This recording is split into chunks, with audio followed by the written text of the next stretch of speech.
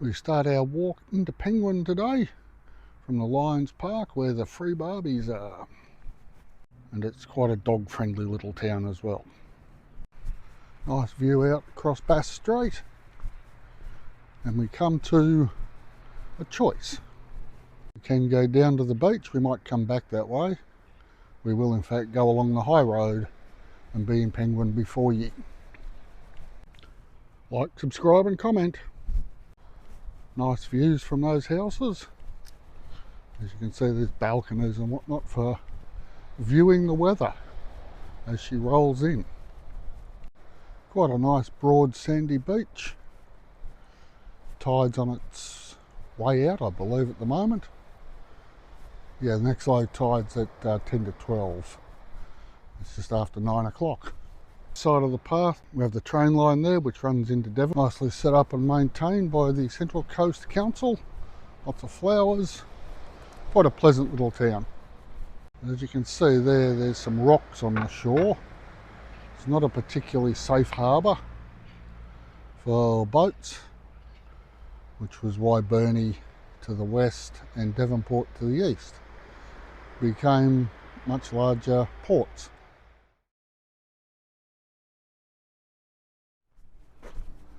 We'll go into the main street, see if we can find some actual penguins in Penguin.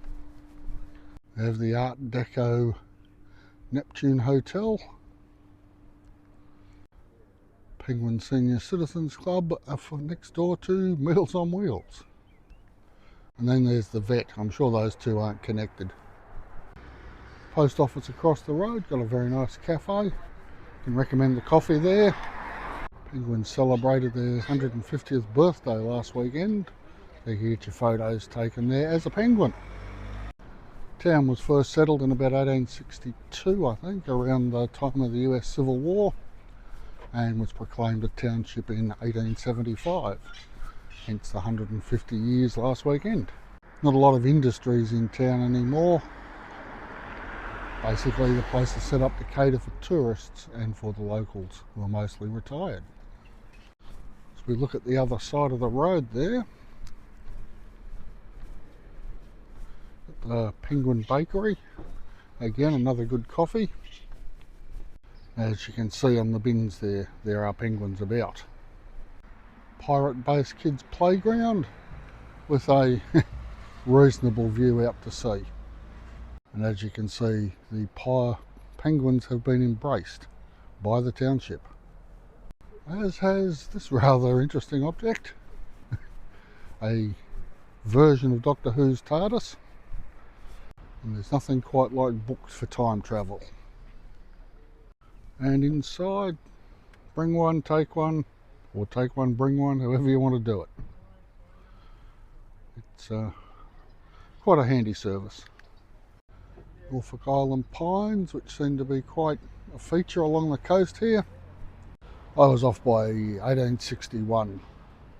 The place was first settled by Edward Joseph Beecraft, I guess he'd pronounce his name. Yeah, municipality was established in 1908. 43,000 odd hectares, which is a fair chunk of land in Tassie. So the fibro cement penguin nearby was erected to celebrate the centenary back in 75. So let's have a look at him, the big fella. And quite big he is indeed. A symbol of the town. And as with all towns in Australia, there is a war memorial. This one's for all those who served in the Great War, not only those who passed away. These things were set up all over the country. And another variation on the penguin theme. Outside, the library, which for some reason has a crucifix on it. But there you go. This is a more general memorial covering the First and Second World Wars, Korea, and of course Vietnam. And the foundation stone lets you know that this was in grateful recognition of all who served. Feature of most little towns around Tassie is the library.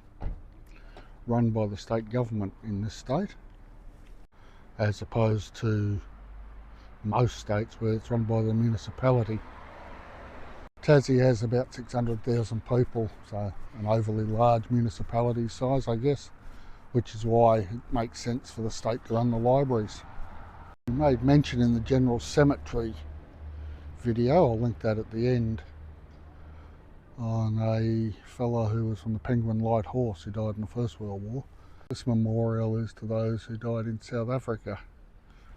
Tasmania was a colony when it kicked off in 1900, and we weren't federated till the 1st of January 1901, when they then became Australian troops.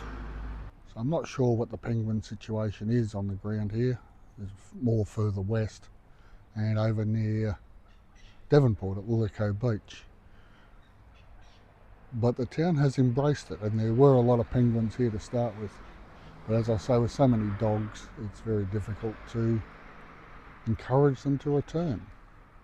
But like a lot of things that humans lose, they embrace them a little bit too late. And they are put to all kinds of uses. In particular, on this occasion, Penguin Beer Company, which in there has a dining area, all good. I can recommend the chips. I don't drink, so I can't recommend the beer, but the other half tells me it's a good drop. And throughout the year, the large penguin we just saw gets dressed up for any number of events. You can see at the top there, just above his right shoulder, the McGrath Foundation's a big one. That would be timed with the Sydney Cricket Test, which is the pink test, the colour of breast cancer support in Australia. So not been around long, established in 2020, but it does seem to be thriving. So if you're in this part of the world, I'd recommend dropping in at least for the chips. And I have been led to believe the beer is good. So we'll just backtrack a bit, get down onto the beach and walk back to the Lions Park where we started. Memorial and the large penguin, there's a path down onto the beach. Very gentle it is too, but you can see the basalt stones there as a storm defence for the walkway, and up ahead there's some steps you could have come down, but I like the ramp because the knee's playing up a bit today. And you can see where the high tide came up to today, the line between the wet and the dry. I have seen it breaking on the rocks there when we've got a northerly wind blowing and the storms are on. Quite impressive. So you can see these rocks would have been semi-submerged, some of them completely submerged at high tide, which would have meant bringing in small craft extremely difficult in the olden days. Some heavier stone drops here. Might be worth bringing the metal detector down and having a bit of a look through this area. If it's going to drop heavier stones, it might be dropping gold rings, who knows. Penguin Beach is also known for its glass beading. For some reason, lots of glass gets washed up here and it gets pounded and pummeled by the ocean and turns broken shards into tiny little pebbles, which are collected and used by kids for decorations and things. Haven't seen any yet, but then I'm not actually looking for them. I'm sure they're about. I hope we're getting the sound of the waves crashing. They are quite pleasant. Over the back there, over the horizon, is Victoria. It's probably far enough away at this stage. You can see from the lines of seaweed where the various high tides have been over the last day or so. So it varies, depending on the moon obviously, and the weather conditions. But we're in quite calm west southwesterly breezes at the moment, and the breezes are almost non-existent compared to the roaring southerlies we've had, and before that the quite powerful northerlies. which warmed things up but got it very, very damp. And as we approach the ramp, you can see there a large piece of flotsam timber that's been tossed up at a high tide. Wouldn't want to have been here when that got tossed in.